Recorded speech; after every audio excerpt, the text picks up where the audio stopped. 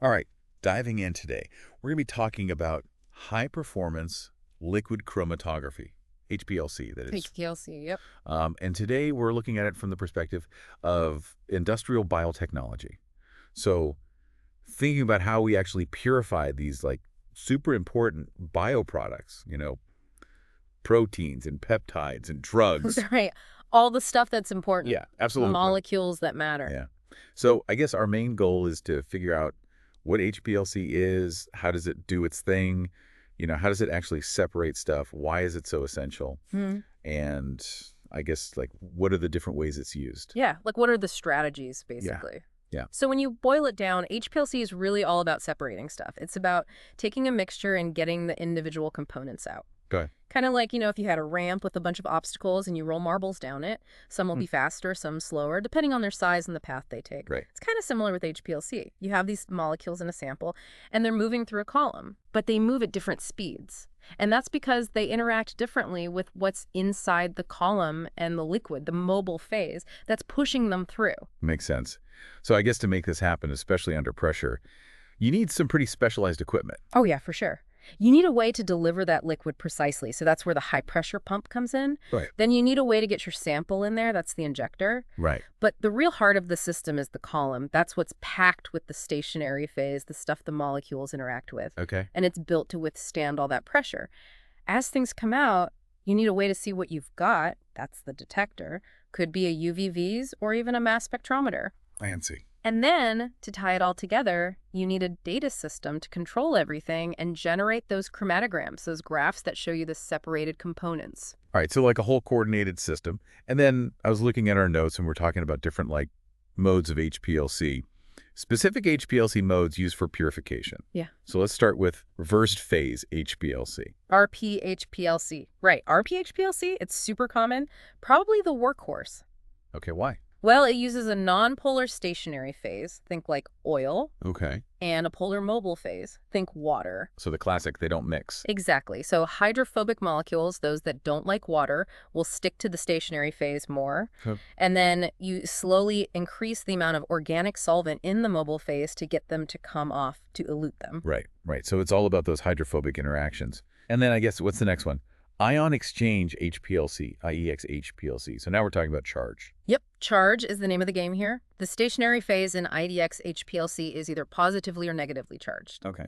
So if you have a positively charged protein, it'll stick to a negatively charged resin. Ah, opposites attract. Exactly. And then you can change the pH or the salt concentration of the mobile phase to weaken that attraction and get your protein to come off the column. Really good for high resolution purification. Proteins, antibodies, nucleic acids. Okay, so charge is like the big differentiator there. And what Yeah. about size exclusion, HPLC, SE, HPLC? That sounds like you're just physically sorting them by size. You got it. It's also called gel filtration. The stationary phase here is porous. It's got all these little holes. Okay. Smaller molecules can get in those holes, so they take a longer path through the column. Bigger molecules can't fit, so they zip right through. Great for separating things by size, like if you want to get a protein monomer away from aggregates, Yeah. or purifying polysaccharides. So it's a more like gentle separation method. You could say that, yeah. Okay, that makes sense. And then we've got affinity HPLC, which sounds very, very targeted. It is. It's all about specificity. So in affinity HPLC, you attach a specific molecule to the stationary phase, a ligand. It could be an antibody that recognizes your target protein, and only the molecule that binds really well to that ligand will stick. Okay. Then you can change the conditions to break that binding and get your purified product. It's super selective, but you have to make sure the ligand is stable and that you minimize nonspecific binding things sticking that you don't want. Yeah, you don't want to pull down a bunch of junk. Exactly. You want that nice, pure product. Okay, so it's like a whole toolkit of different techniques exploiting different properties of the molecule you want to purify. But it's not just for purification, right? HPLC can also be used for analysis. Absolutely. Want to check the purity of something. Quantify how much of something you have. HPLC is your go-to. So like for quality control and stuff. Exactly. Really powerful tool for that. So with all this, what makes HPLC so useful across all these different areas? What's the big deal? Well, you get amazing resolution, so you can separate even very similar compounds. And it's pretty fast compared to some other methods. And you get quantitative data. So you can actually measure how much of each thing you have. Yep. And then there's the versatility, all those different modes we talked about, and you can automate a lot of it. So less hands-on time. Exactly. So it's efficient on several levels. But I imagine there must be some downsides, like nothing's perfect. What are the limitations? Well, the initial investment can be a bit steep.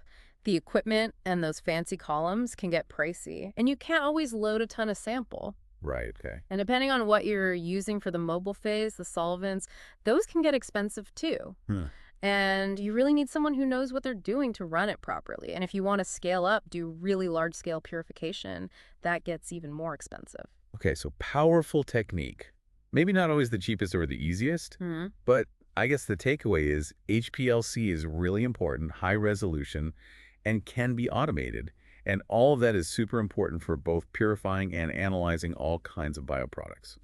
Couldn't have said it better myself. It's essential for modern science and biotechnology. And it really makes you think, with all these different ways of separating molecules, what other problems could HPLC solve?